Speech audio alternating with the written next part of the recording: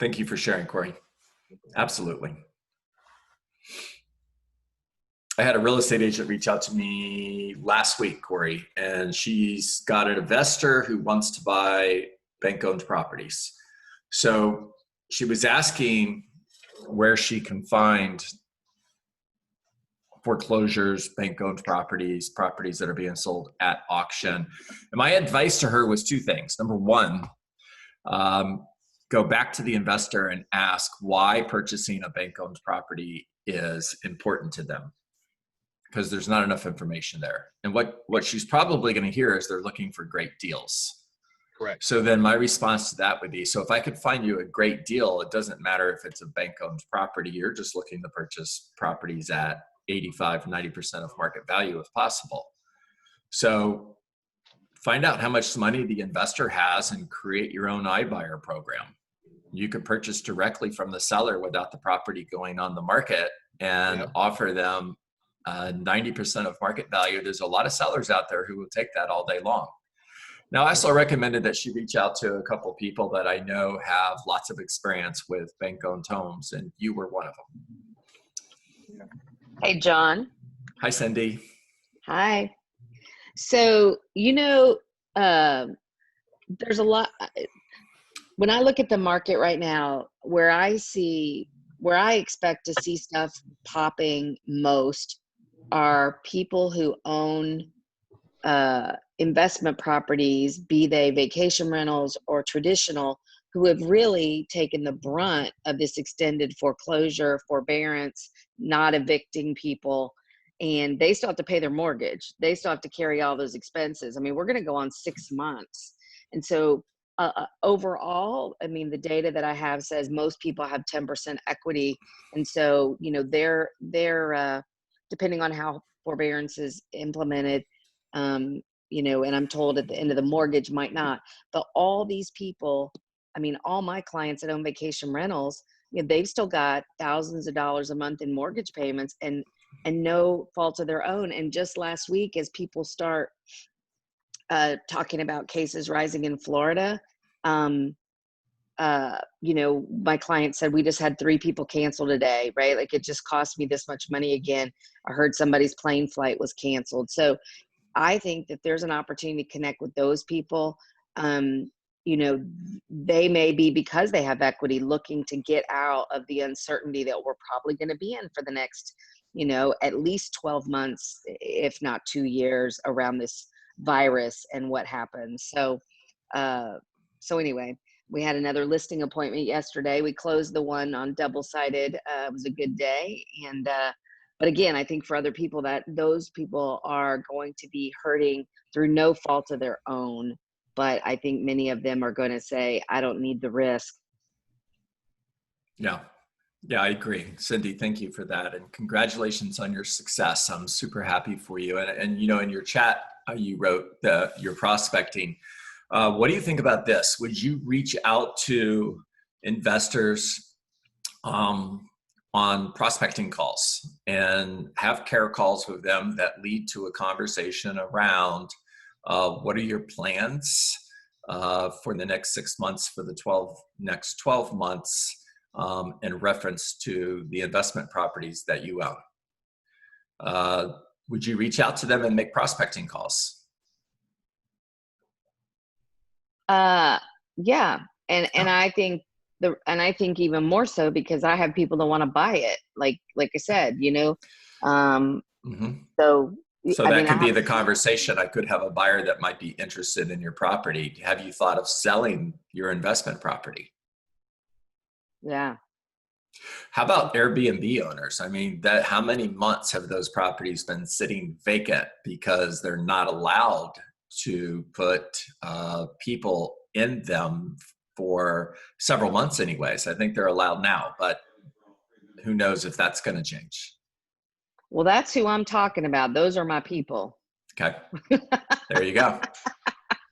So, yeah. And, and it's funny, the one we sat with yesterday said, well, I might want to wait and see if the income goes up next spring, and really what that's code for is that, can I afford to hold it, right? Can the income offset that I can hold it? I really don't want to sell it. Yeah. And so, we had a conversation about, well, look what just happened this week and how we're Mm-hmm. cracking down and things are, Mm-hmm. and what happens if it doesn't, Mm-hmm. and what happens, I said, what happens if your neighbors can't withstand it and they sell at a price that now has set the value of your property, which isn't what it's worth today, Mm. right? Good question. Good question. Yeah. So can I rephrase that question? Yes, you may. You're the Cool. master of it. So I would just simply say, so Cindy, based on what you know about the neighborhood, what is your home currently worth? I mean, if you were to sell it today, and I know you're not going to, if you were, what would it sell for? 400,000. Okay. Yeah, I agree. And if a homeowner in your neighborhood had to sell their home and they decided that they were going to price it to sell, because remember, they have to sell, and their home is exactly like yours, and it sells for 375. Now, how much is your home worth? Less. Right. Probably 375. Mm-hmm.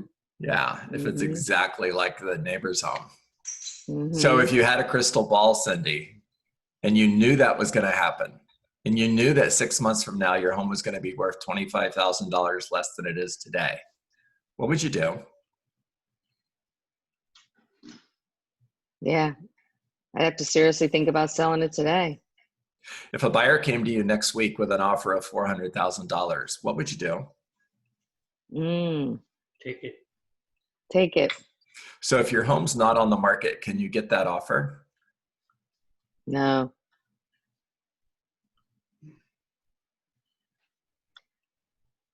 And that's why you are the rainmaker.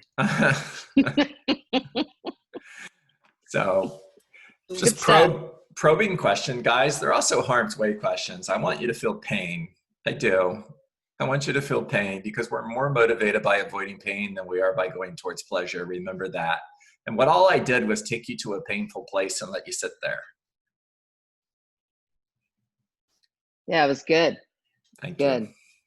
Thank you. Thank you. Elsa, good morning. It looks like you want to talk. No, I love how you are always asking painful questions, and you have so much pleasure to do that. You have pleasure. Yeah, I do. You're right.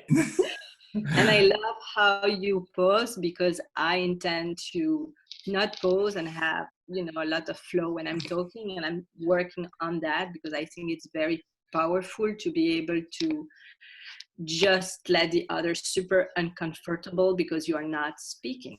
Yeah. So, and they want me to talk. They're like, okay, stop it. This is not fun. I'm not enjoying this. Yeah. Without a pause between the notes, it wouldn't be music. So just remember that constant talk is just constant talk. And one of my favorite things that Diana Kokoska said was, why say blah, blah, blah when blah works? All right, guys, let me jump into what I'm going to share with you today. I'm going to share my screen. We're going to get back into the Rainmaker and pick up from where we left off today. And I'm just going to share 8 simple steps to success. So number 1, build a database. It's interesting to me, Cindy and Jeff and Corey and Elsa and everyone else that's on this call that has years of experience in real estate. You'll understand what I'm saying when I share this with you. It's interesting to me how many real estate agents I talk to who don't have a database. And I'll ask them, so tell me what database you're using. And I'll get that blank stare, like, I don't have one. Wow. Can you imagine going to your doctor's office and asking your doctor to see their database? And they said, well, they're all here. They're just in my phone. This is my cell phone, by the way. That's silly, right? Of course, that wouldn't happen. It wouldn't happen in any business. When you go to CVS and they ask for your phone number, why do you think they're asking for that?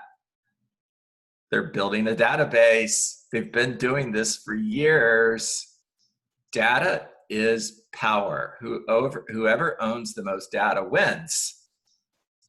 And holy cow, guys, that's why Command is such a powerful tool, because Keller Williams accidentally created a system that collected data for 33 years. For 33 years, where most of our competitors were still doing real estate transactions on paper, some still are, we were collecting 33 years of data. Powerful. Build a database. Please build a database. If I could stop the call right here and just say, okay, that's it for today, go. And you would get value from this call if you were to take action. Feed it every day.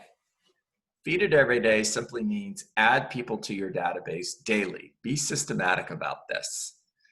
Number 3, communicate with your database in a systematic way. You have to talk to the people who are in there. Go on buyer and seller appointments. Take seller listings. Provide raving fan customer service. So Raving Fan, Ken Blanchard wrote the book. Awesome book. Add that to your reading list. It's a short little book about that thick. You could read it during a couple hours sitting on the beach. Write offers, negotiate contracts, enter all of your past clients into your database, communicate with them systematically, and create clients for life. When you're sitting at the closing table and somebody is thanking you for doing a great job with them, they're basically saying goodbye. And your response to that should be, no, no, no, I'm going to adopt you. You are going to be a part of my family for life. And my goal is that you would never buy or sell another home without talking to me first. This is script, guys. My goal is that you would never buy or sell another home again without talking to me first. And almost out of a sense of obligation to your friends and family members, if you knew of anybody that was going to buy or sell a home, you would tell them to talk to John Dietz first. Now, they're not going to do that, guys, unless you go back to number 6, and that's create raving fans. Because when you just meet people's goals, are they going to refer you?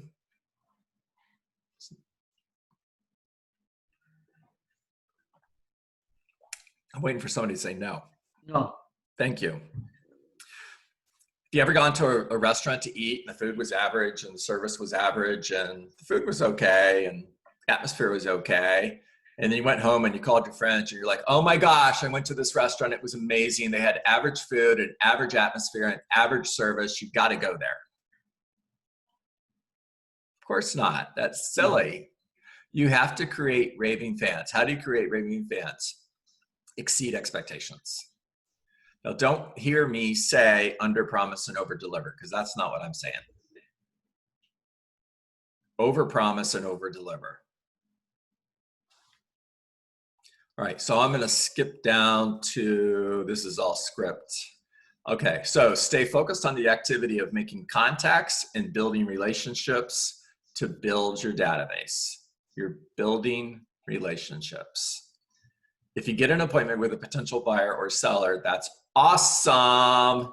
However, if you are focused on the results and no one schedules an appointment or gives you a referral, you could get discouraged and give up before you see the results that are guaranteed.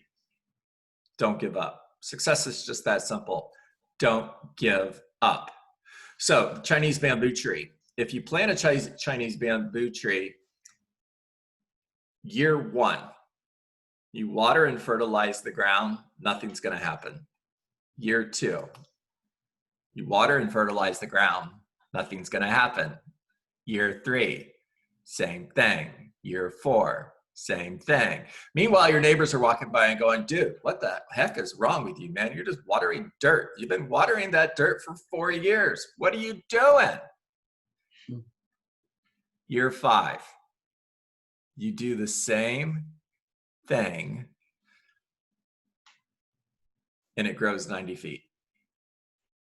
You can Google it. It's true. And if you gave up at any point, you've got nothing. Just be the Chinese bamboo tree. It's just that simple. All right, so there's 3 buckets for creating leads: marketing, prospecting, repeat, and referral business. These are the 3 main buckets of opportunity for generating buyer and seller leads in real estate. Remember, no leads, no business. The general idea is, in order to succeed in any business endeavor, you need customers. They didn't teach you that in real estate school. They didn't even talk about it. And yet it's the most important thing for you to learn. When you got into the business of sales, you got into the business of selling whatever it is that you sell, and you got into the business of lead generation. Because without clients, you have no business. The question is, how do we create or find potential buyers and sellers? One of the most common myths that hold real estate agents back is that you have to spend money to make money. Not true.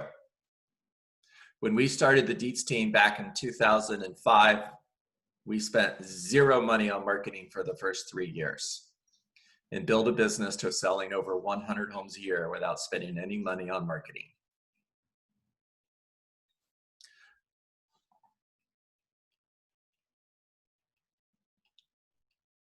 All right, skipping down. In bold, we learn be, do, have.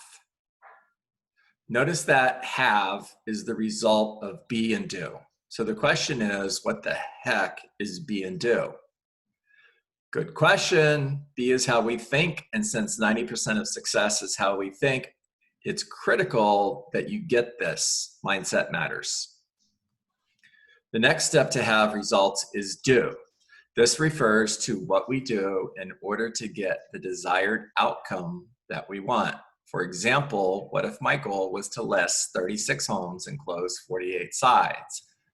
The process that I am going to follow in order to take 36 seller listings and close 48 sides is my action plan, otherwise known as activities. For example, lead generate 3 hours, 5 days a week. Make outgoing calls during this time. It means I'm not answering my phone when it rings.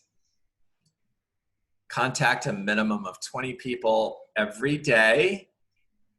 These are the numbers that will lead to guaranteed success. 20 contacts, that's a conversation on the phone or a face-to-face conversation. With a focus on scheduling an appointment, getting a referral, or adding new METs to your database. My metrics that I'm going to track daily is 1 new MET added to my database, 5 handwritten personal notes, 2 appointments scheduled daily. All right. If you took from this call, have 20 conversations a day, add 1 person to my database every day, communicate with everybody in my database in a systematic way, follow up forever, write 5 handwritten personal notes every day, focus on the activities, not the results, and never give up. If you took notes and that's all you wrote down, and then you went and executed that plan,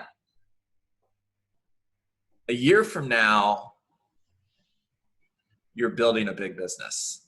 2 years from now, you are doing numbers that you never thought possible. 5 years from now, you are building a business that is creating whatever results you want. You know, Michael Topo, I'm going to ask you a question. If you could unmute yourself for a moment, please.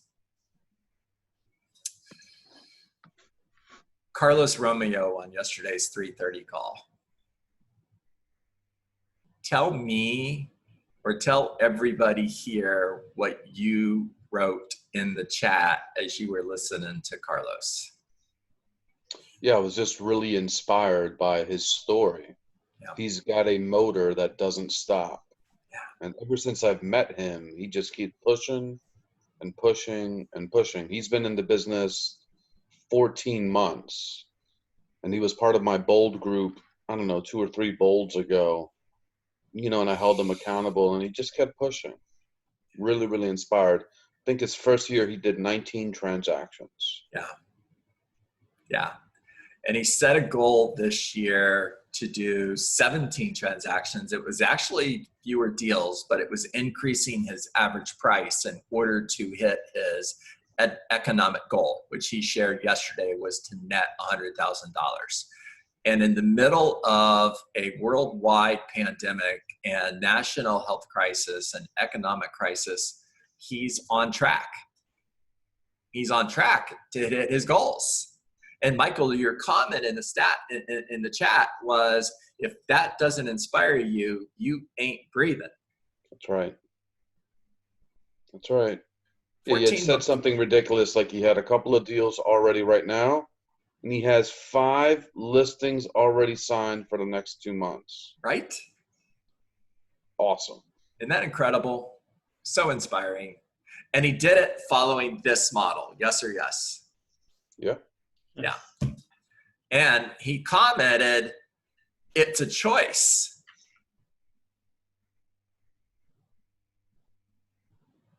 What do you hear from me every day? Success is a choice. It's a choice. It's a choice. It is 100% a choice. And unfortunately, since success is a choice, so is failure.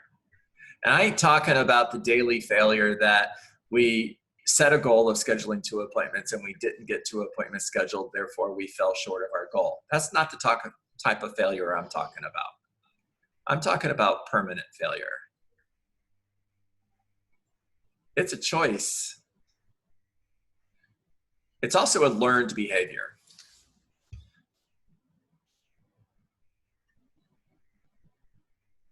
You're not born with the genetics that cause you to give up. You are born to never give up. If that wasn't true, none of you would be walking. Every single one of you would be living on the ground your entire life because you would have given up on walking after you fell down on your rear end for the 100th time. Would a child ever give up and say, no, not doing this, just going to spend the rest of my life sitting here on the floor? No, of course not. That's ridiculous. But we give up. All right, give me some ahas, guys. Talk to me. It's 8:58. It's time to get on the phone. What'd you hear? What'd you learn? What are you going to do? What are you going to implement? What's going to be different after today? I don't know, John. You got me fired up this morning, buddy. You go, man. You go. That's my job. You got me fired up. That's my job. Thank you, Corey. John, I was thinking back about when I started from my new construction, when I left new construction to go into general real estate. I was scared. I've never been more fearful in my life. I just bought a house. I had 2 small kids. I literally felt like I had jumped off a cliff. The interesting thing is, I never felt that I would hit bottom, even though I knew I was falling, because I never stopped trying. I just would not give up. I put in the time, I put in the hours. I was relentless. I was tenacious because I was afraid. And I sold 64 homes for $8 million my first year, scared to death. So it's that never give up. It's that keep trying that pushes you through until the next level of fear comes. And then you just find another way. Thank you, Joy. Thank you. I could tell you that in 2007, as the market was crashing and I didn't know what to do, on my morning walks, I would pray the entire walk for opportunity. Bring opportunity to me today so I can feed my family. Bring opportunity to me today so I can pay the rent, pay my mortgage. I was scared. And it ain't the only time in my life that I've been there. And Joy is an incredible real estate agent, a rock star, mega team owner who just shared with you she went through a time when she was very scared. This can be scary. And when I tell you to focus on the activities and not the results, and your response is, John, but you don't know how much money I've got in the bank. I've got to get a deal this month. I get it. I totally understand that. And you still have to focus on the activities.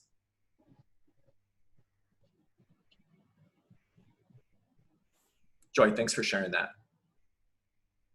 That's awesome. Yeah, so cool.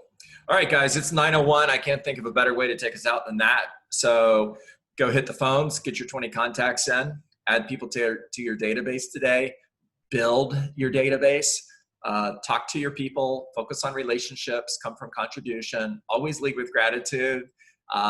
Remember care calls, and holy cow, opportunity is everywhere. I am an opportunity magnet. Opportunity freely flows in my direction. Make it a great day. Thanks, John. Thank you, John.